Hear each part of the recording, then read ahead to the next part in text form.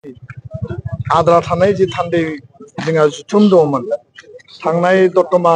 कनफारेन्सआव 13, 14, 15, 16 जि जुथुमा खुंफुंनाय आरो बे जोबथा हाबाफारिखौ दिनै जोङो 3 जुन बड'लेण्ड मुलुगसोलोंसालिनि जोहोलाव नीलेश्वर ब्रह्म बे अडिट'रियाम हलाव दिनै फुंबिलिनि हाबाफारि फिरफिला बिरहोनाय दुलाराय बर' फरायसा आफादनि आरो बड'लेण्ड मुंख्लं बिथांमोननिसिम बिबार बावनाय गोसोखांनानै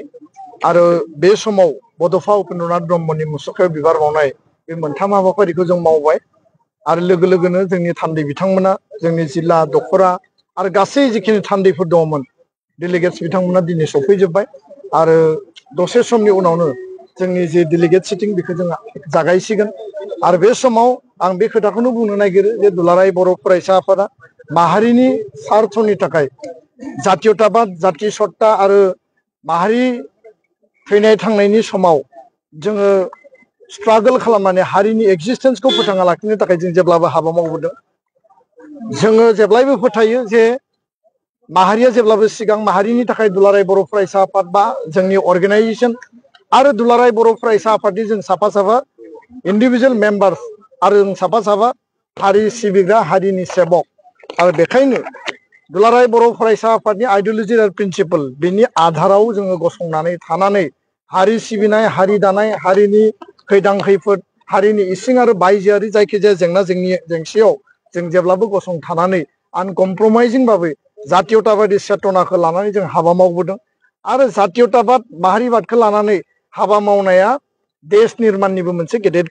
हाबाफारि दा बेखायनो बड'फाया बुंदोंमोन जे लिभ एन्ड लेट लिभ आरो बे थां आरो थांनानै थानो हो बुहुमनि बर'फोरा खौसे जानांगौ खौसेनि गेजेरजों जोङो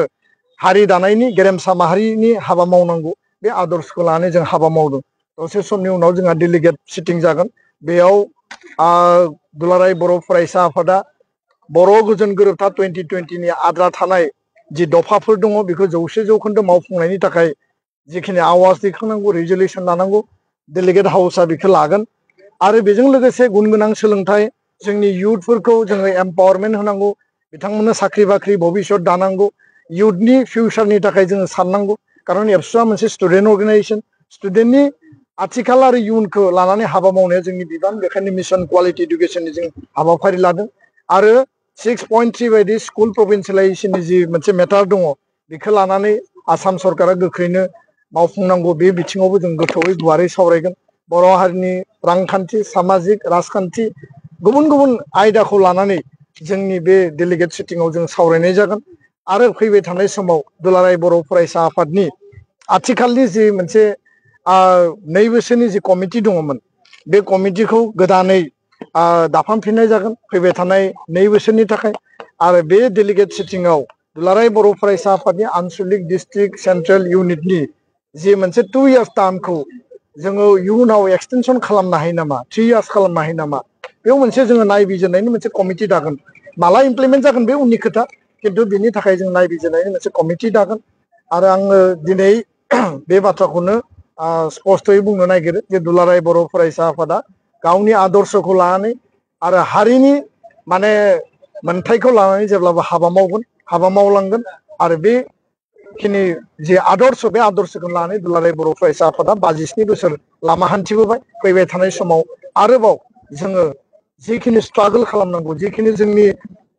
एक्जिस्टेन्सनि थाखाय जों हाबा मावनांगौ बर' हारिनि राव थुनलाइनि थाखाय हारिमुनि थाखाय जोङो बेखौ रोखायै हाबा मावलांगोन आरो बेखिनिखौ गोजामफोरखौ सिफायनो गोदान आफाद दानायबो जागोन नोंथाङा आफादगिरि जानानै दं दा प्रेजेन्ट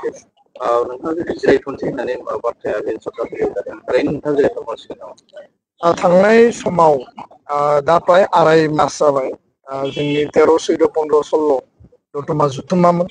आरो बे खोथाखौ आं एसे बुंफिननो नागिरो जे 27 एप्रिलाव जोङो मोनसे दिन तारिख खालामदोंमोन खिन्थु 1 मेआव हरखाबै जोङो दाबिनाय बायदियै गोदान दिल्लीनि कैलाश कल'नियाव बड'फानि मुसुखा बेखेवनाय लामा बेखेवनाय बे हाबाफारियाव जिहेतु नखर मन्थ्रि हादोरनि नखर मन्थ्रिया बाहागो लादों आरो बे हाबाफारियाव बाहागो बयबो लानायनि थाखाय जोङो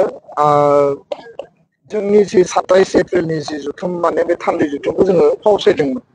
आरो बे बिथिङाव आङो नखर मन्थ्रि बिथांखौ धन्यबाद होगोन आसामनि गिबि मन्थ्रि बिथांखौ धन्यबाद होगोन भारत सरकारखौ धन्यबाद होगोन जे मोनसे महान आरो गिदिर खामानि बिथांमोना जोंनि दाबि बायदि एबसुनि दाबि बायदि मावनानै होबाय गुबुन मोनसेया जाहैबाय 12 मे तारिखआव जों आरो फिन मोनसे दिन खालामदोंमोन नाथाय हरखाबनो भारत पाकिस्तान जि जुद्धनि जि थासारि आरो पेहेलगाम काण्डनि उनाव भारत पाकिस्तान जि वार बे वारा सानब्रैनि थाखाय सोलिदोंमोन उनाव सिज फायार जाबाय बेनि थाखाय जोङो दोनथ'नो गोनां जादों दिनै जों फिन खेबसे लाफिनबाय आरो बे बुब्लियाव नोंथांमोना जेखौ सोंदों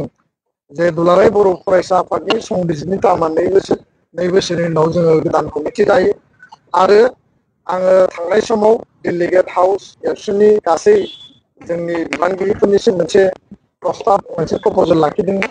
जे आंनि मावनायनि सम आरो थासारि माने गोलाव समनि मोनसे थासारि आरो लोगोसे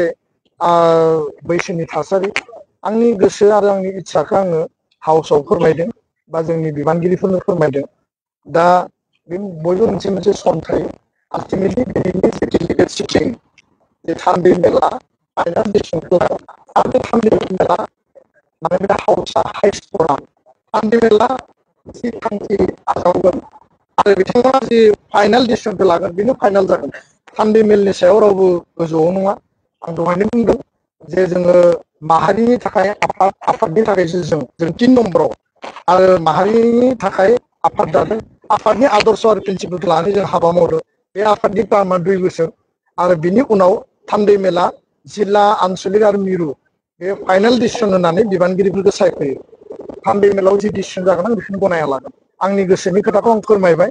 आरो आङो थान्दै मेलनि खाथियाव आंनि गासै प्रप'जेलखौ आङो हगारबाय बिथांमोना जि डिसिजन होयो बिनि सायाव बिबेसना जागोन आरो फाइनाल जि रिजाल्टआ फैगोन गोजोन्थों